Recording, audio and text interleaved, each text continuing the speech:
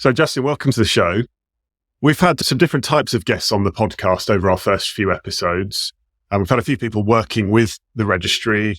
We've had someone who's reporting on a registry.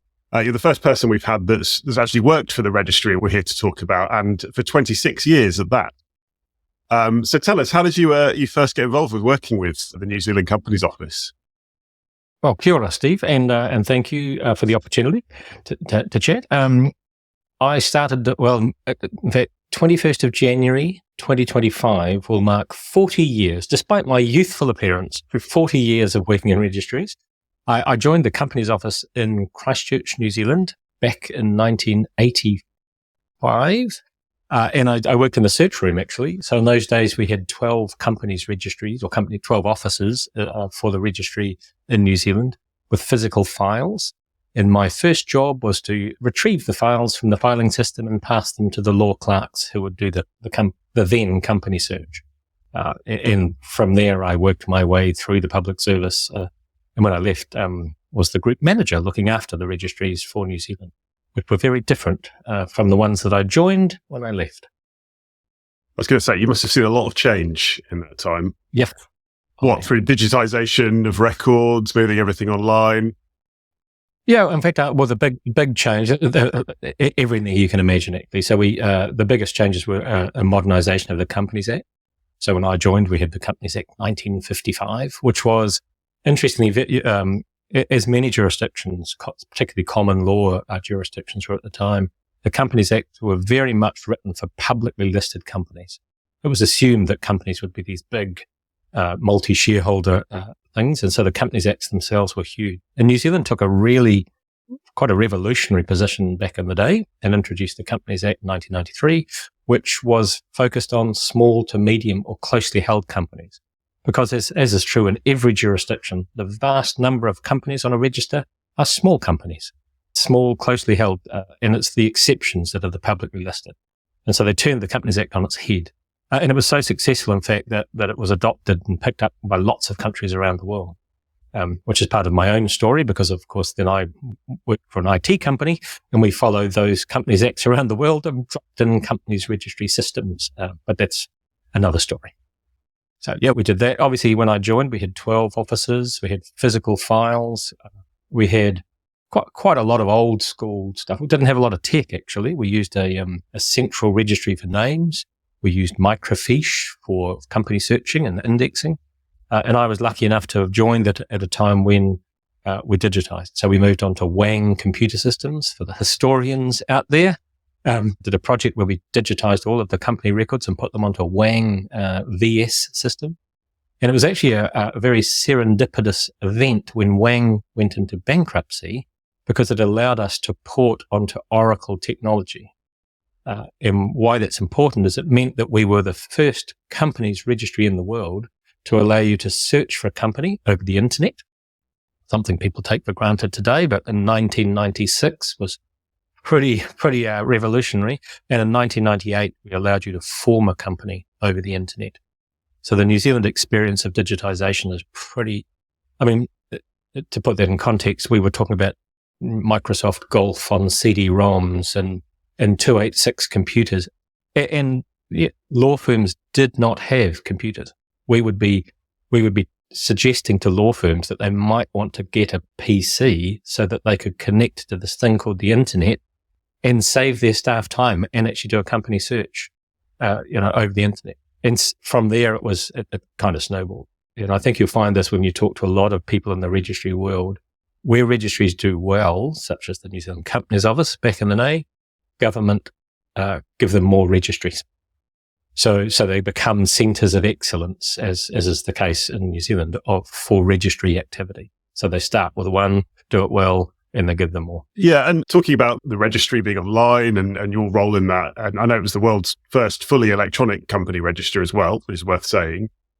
New Zealand's always had a reputation as a place that's relatively easy to do business. Do you think that's played a role? Oh, absolutely. I think there's lots of factors. I'm sure when I'm old and retired, I'll sit and write a book, which no one will read. But I often reflect on what the big differences are, because I've been in this game, as I said, for quite a long time. And I've had the privilege in that time of visiting about 70 or so registers globally. So both in my role in government, working with the World Bank, I did some consulting with them, and in my current role, I've physically visited registries, 70 or more of them.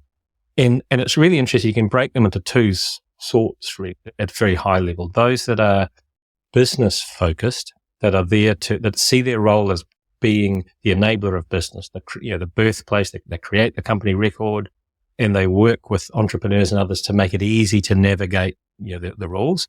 And the others that have a much more punitive, regulatory, structured, we make it very hard for you to form, but once you're formed, we've checked and we've crossed T's and dotted I's and done a lot of work at the front there.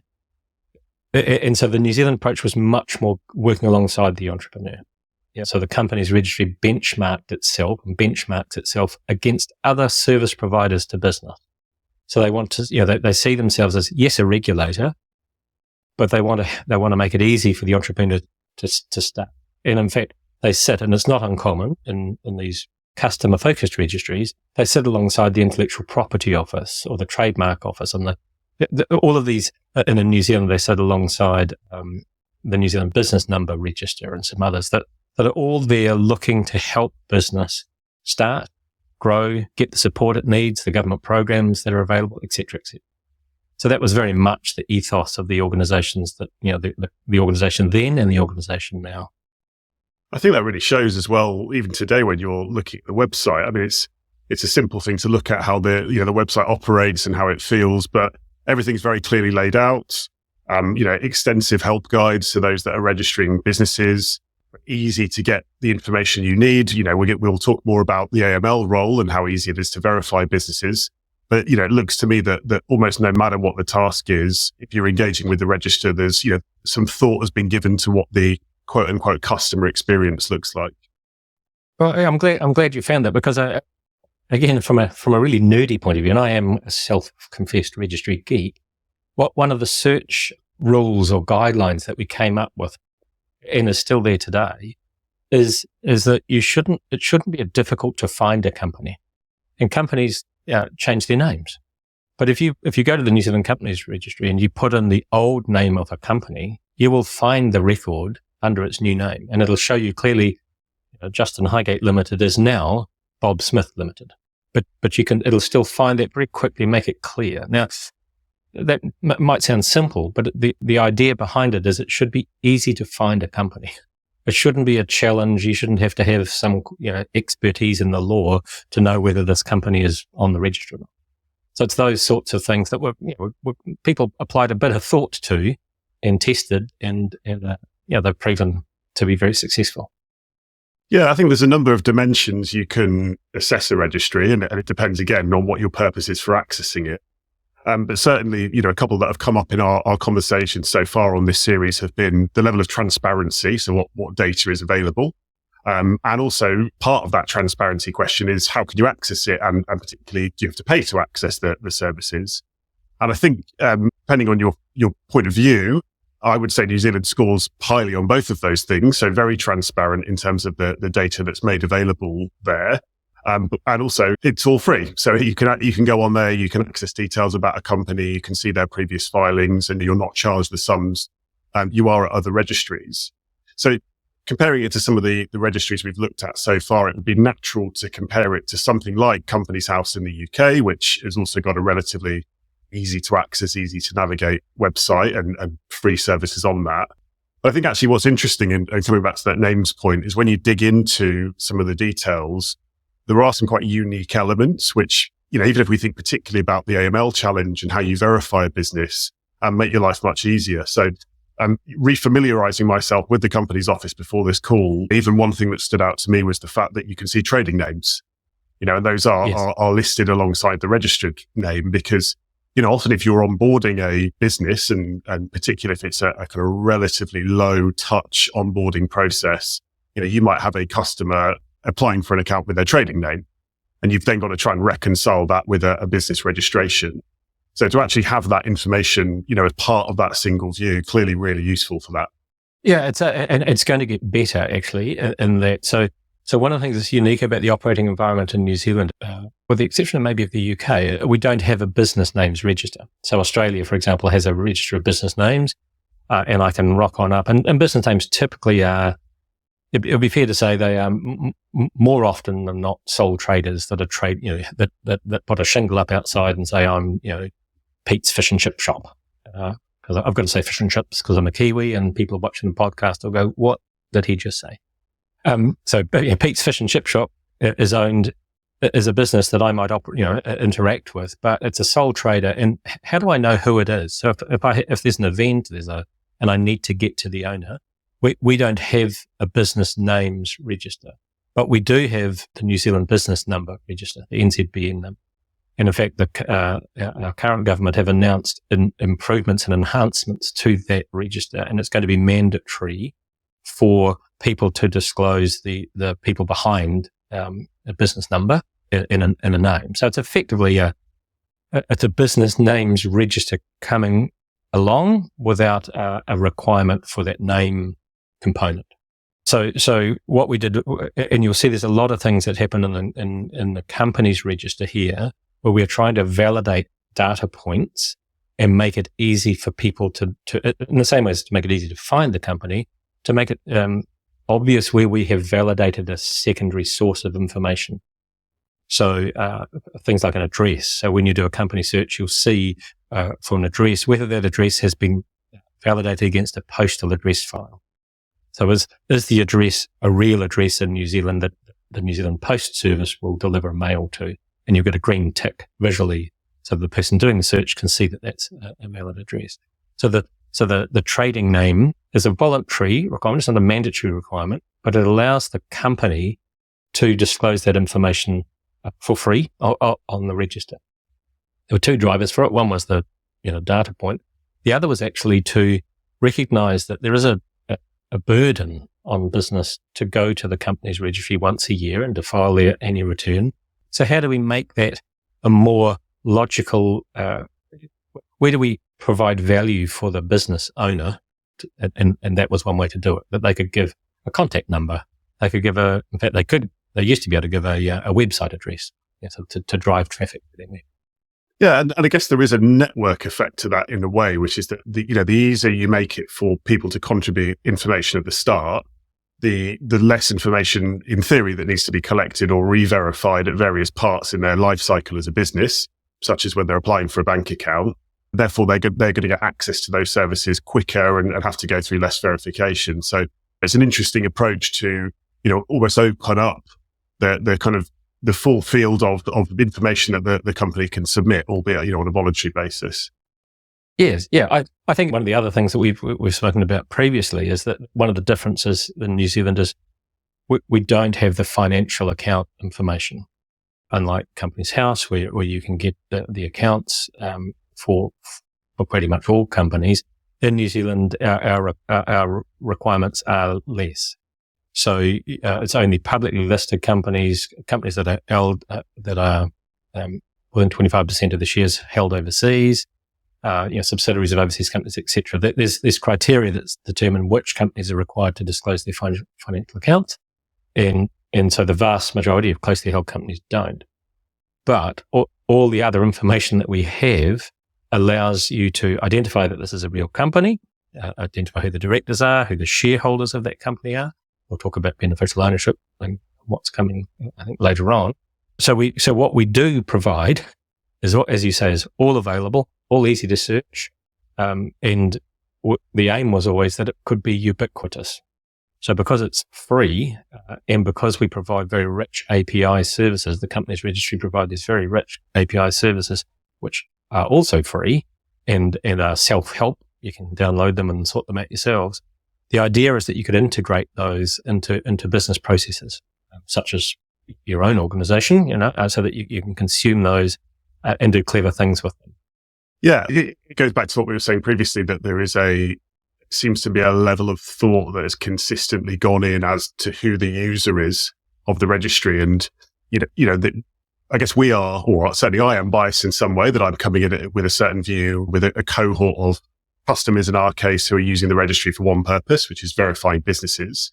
But actually, it sometimes seems when you look at these registries, like almost they are the one customer set they're looking at is the businesses themselves that are registering.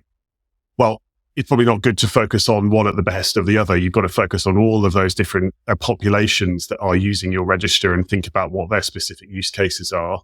And, when you talk about things like that, I'm really keen to come actually back onto the point about address validation. It definitely, again, seems like there's that level of thought going in and, okay, if we put this information live, who is going to use it? What purpose are they using it for? What's the second order effect to their country as a whole, really, of us making that information available and in this format? Yeah, I have a dream, to borrow the cliche. Yeah, and I think there are some registries that do this extremely well. New Zealand's not there yet, and the New Zealand Companies Registry will always be my favourite. It is, I described as small but imperfectly formed, and New Zealand has a few things going against it, by which I mean things like we have a very strong privacy regime in New Zealand, so we don't have identity cards such as the UK, such as Australia.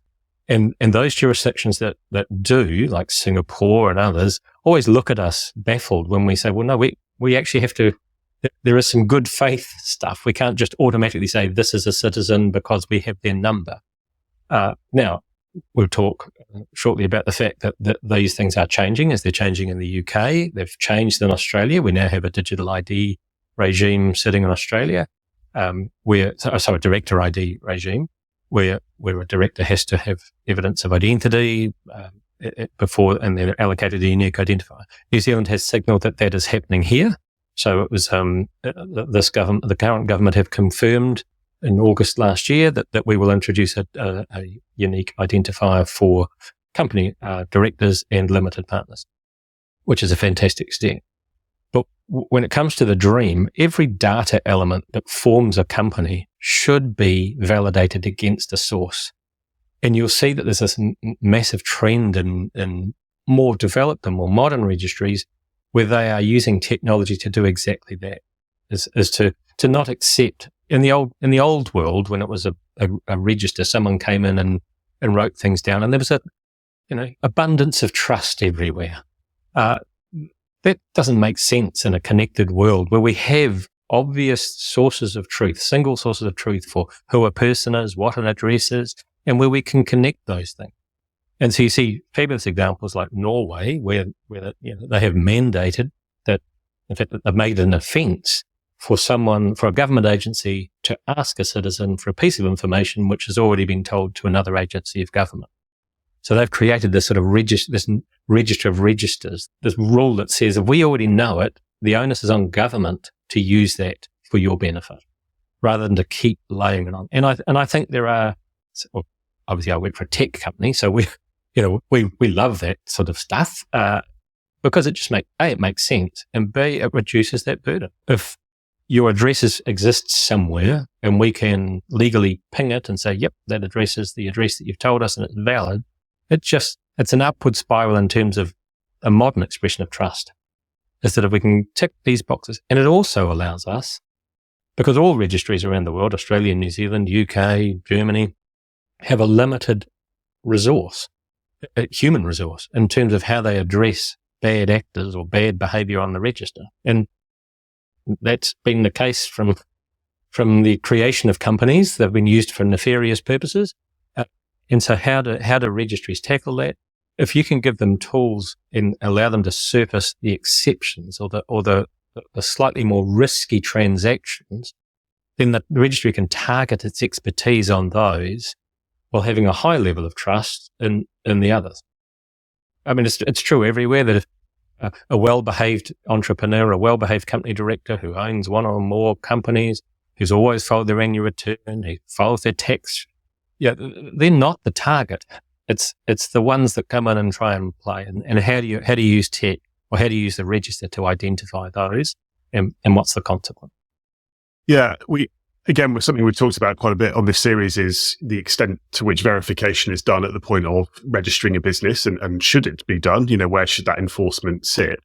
And, in particular in the episode where we covered Companies House, we talked about some quite live stories and examples of exploits, if you like, being used for, quite clearly nefarious behavior, or maybe not proven in some cases, but it has the hallmarks of, a possible fraud or money laundering type activity. There have been examples of that in the press in New Zealand, a number of years ago. We always hesitate to call out the exploits on this show, but they have existed there. We talked about address validation then and director verification. What are some of the other ways that New Zealand specifically is looking to do this exception handling or flagging? Yeah, and as I say, small but imperfectly formed. So New Zealand has had some big issues in the past. Thankfully, the company's registry can only do the things that its law allows it to do, and it has to be creative to prevent fraud where the law isn't as strong as it could be. So back in the day, we actually New Zealand was quite out of step because it allowed a single person company to be registered where that person was not resident in New Zealand.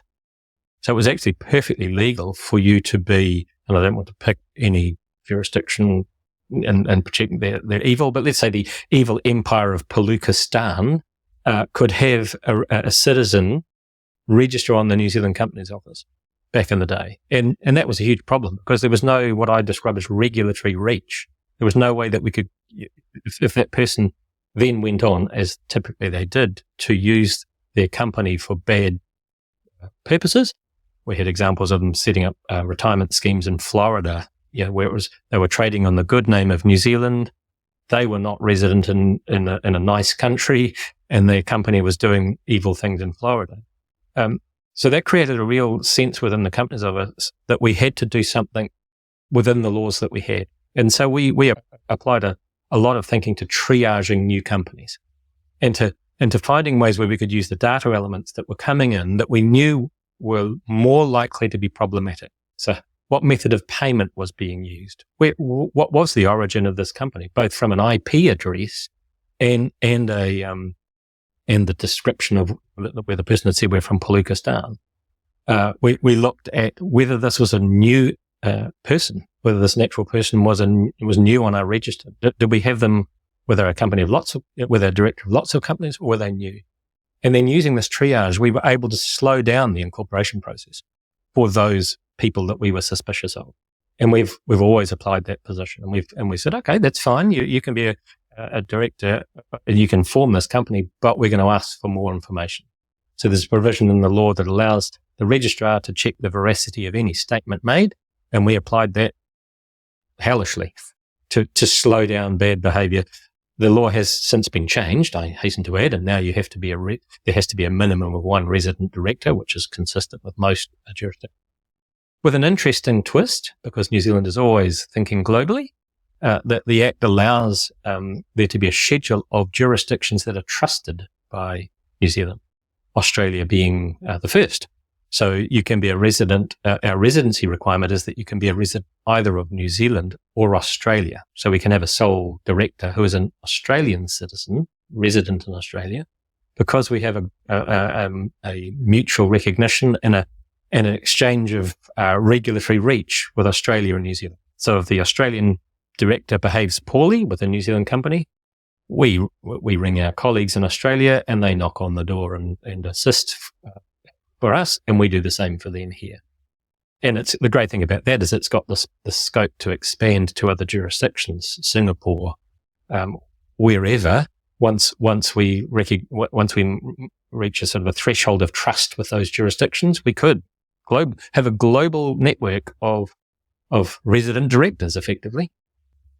Yeah, well, it's a great example of collaboration between two countries and two registries. And actually, one thing we haven't talked about on the show yet is some of the activities that exist to get some of these registries together. And we met at one of those. So the Corporate Registers Forum back in November of last year, lots of corporate registries in a room talking about how they can better collaborate and share best practice. So, it is happening. And obviously we hope it happens much quicker, but the more there is information exchange, I guess, and the more is collaboration on enforcement and some of that triaging we talked about, it's going to help to get on top of that challenge much, much quicker. Yeah, no, I think, the Corporate Registers Forum is absolutely a great example of that. There's the International Association of Commercial Administrators in the United States and Canada, so that where those registers meet annually, the registry teams there share information, standardise stuff. We have the European Business Registers Association, which does the same thing for Europe, and there's a subset of people that go to all of those actually, and in my lifetime, I've seen huge shifts, tectonic shifts in the conversation, almost going from being isolationist to we know that our businesses are moving freely around these jurisdictions. How do we help? And some of it is shameless theft of good ideas and competition for who's the coolest registry, but the other is really practical standards-based stuff. And things like, business numbers, director IDs, beneficial ownership, of course, is the darling. I mean, it's been the darling for a couple of years now. It's been the theme for a couple of years for these registers to understand. And I think the great thing is, instead of everyone going off like they did in the old days and building their own thing, there is much more conversation when we start to build these new registers, and even at a legislative place, where they will involve organizations like Open Ownership and others to say, let's start with a standards-based approach. So if you're going to build one, understand that it's going to be consumed by other jurisdictions. And the more we can start from a standards-based, then the easier it becomes for businesses globally to know the rules. So it's the same rule here as it was in Australia, and it's the same rule here as it will be in this country. So that makes their life easier. But also to consume that information, to know that it's going to be the same wherever they get it from, and they can make sense of it. But a small segue there. I mean, we often look at certificates of incorporation. How do you know that what you're looking at from this jurisdiction is actually the certificate? Because it'll be in a different language. And you look at passports as a good example. That problem's been solved years ago. There's a standard language, a standard format. And so organizations like the European Business Registers Association have done really great work over the years in terms of mapping some of that stuff. And that's now being shared through these communities of interest or practice. And companies' offices internationally are looking at, well, these are the elements we need to have. These are how we flag them.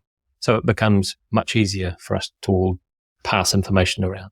Well, that's a great segue into probably the last topic we wanted to talk about, which was around beneficial ownership. So again, if I sit myself in the seat of someone working in financial crime and attempting to use this register for the purposes of verification, we take sort of 3 tests. So we've got a tick in the box for transparent, available information. We've got actually our first tick in the box so far in the series for there's some triaging, some anomaly detection going on of that information. There is some trust what's being filed. So third one then. So let's talk about beneficial ownership. If I want to verify the UBO of a business that's registered in New Zealand, how would I go about doing that at the moment? Well, at the moment, you're going to have to, and I would look, I would say this always, that in the perfect world, the company's registry would be the single source that you would be able to trust. I think the reality is life's never as simple as that. And if there are other elements of information that anyone who wants to do business with a company are going to need to have. And they're going to use fine organizations like Kyckr and others to because you need aggregated information. So New Zealand provide 23 different register types, and you can do quite a good search. You can search for the company, and you can see whether it owes money under the Personal Property Securities Register. There's some you can do. You can know that they've done some checking to make sure that the directors aren't bankrupt, because there's connections with the insolvency registers and so on. New Zealand has signalled a desire or an intent to implement a beneficial ownership register. It needs to do so to meet our FATF and AML obligations internationally. The previous government, under Prime Minister Jacinda Ardern, announced that in March 2020 that we would have a beneficial ownership, 2022, a beneficial ownership register, that it would be a public register, which was interesting because the officials at the time had the advice was that it should be a closed register available only to law enforcement. The decision was made for a transparent register and the introduction of unique identifiers for directors, limited partners, and beneficial owners.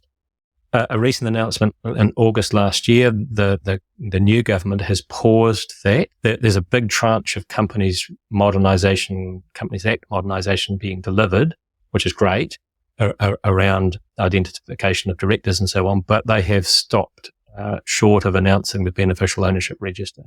Now, that's frustrating for a number of actors in the New Zealand, and it was criticised by Transparency International and Ministry of Justice and others, because we will need one, and Australia are ahead of us in that, and we never like to lose to Australia in anything. But I think it's a case of if not when. So at the moment, it's a case of looking at other sources and using third-party providers to get some of that information.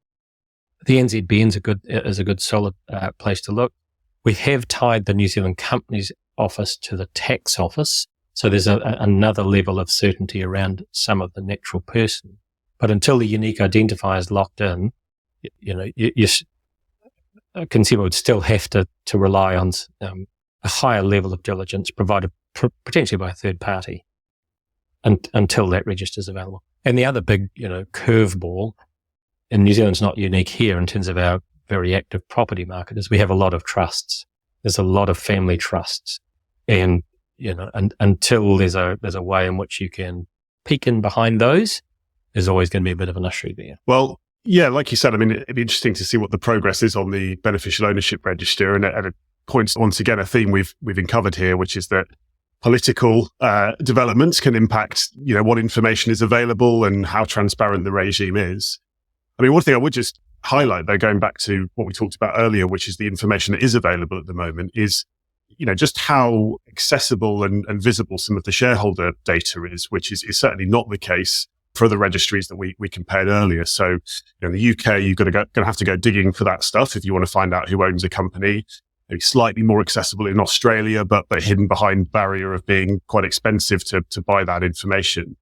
So, you log onto the company's office and you search for a New Zealand-based company, you will get a list of shareholders. And not only that, you will get a list of shareholders with addresses, which I've always found quite interesting, because if you're trying to uncover who the true owners are of a business and they resolve to another country, so they are residents of, Australia or wherever it might be, then you've got a kind of next step pointed out to you. It doesn't give you all of the information to tell you who the ultimate owners are, but it at least gives you that signpost in a way that many of the other registries don't. Yeah, that's right. And in fact, and so we'll tell you as well whether the company you're looking at has an ultimate owner, and so there's that flag that'll point to the fact that this company actually has a separate ultimate owner. And where the company is owned by another New Zealand company, there's that nesting effect. So you'll actually be able to click through without having to do another search. You can physically follow by clicking through that tree of ownership until, as sometimes happens, it is an offshore thing. In the case of an Australian one, you'll be able to click, if it's a New Zealand company owned by an Australian company, because of that mutual recognition and an MOU with ASIC, you'll actually be able to click and go through that way as well. So you'll actually be able to, because those two registers talk to each other and are connected, you can do that search. But the moment it goes beyond that, then you are probably best to ring Kyckr or someone similar. Well, that's probably a good place to end, not just because of the praise for Kyckr, but because it's broadly where we started, actually, which is that, if you work in the public sector, as you did for many years, you are at the will of politics and political change. There's not a huge amount you could do about that. But what you can do is focus on the problem statements, the users you've got. And again, that's another clear example there of the user in mind. What are people going to do with this information? Why are they querying it? And making it more accessible, if not, the full level of transparency we would like, at least thinking about how can we make it easier for the users of the registry to do the tasks they're required to do by law, I might add in the case of the AML Act. Absolutely. Justin, really good talking to you. I'm sure everybody listening will have appreciated your knowledge and passion about the subject. So I want to thank you again for your time. Thanks, Steve, and thanks for the opportunity. Wow, super interesting discussion there with Justin. And you can really hear his passion and expertise come through as well. Few reflections from me. So firstly, there are definitely areas where New Zealand excels in terms of data availability, which is particularly useful if you're using the registry to verify a business. In no particular order, I was pleasantly surprised to see shareholders listed with addresses, trading names, nested ownership between New Zealand and Australia, and in general, the good availability of APIs as well. As with every register, though, it does have its quirks. Justin already mentioned the lack of annual accounts, but also worth bearing in mind that while shareholder identification is good, there are actually no share classes or types on the registry, so slightly more difficult to ascertain voting rights or other shareholding-related rights or responsibilities. A shame to see no available UBO data as well, depending on your point of view, and interesting to see the role that politics has played yet again in influencing the landscape around this. We'll wait and see what happens over the coming months on that one. As always, if you still want to know more, you can find a link to Kyckr's New Zealand Registry Guide in the podcast description, and I'll be back in a couple of weeks for our next episode.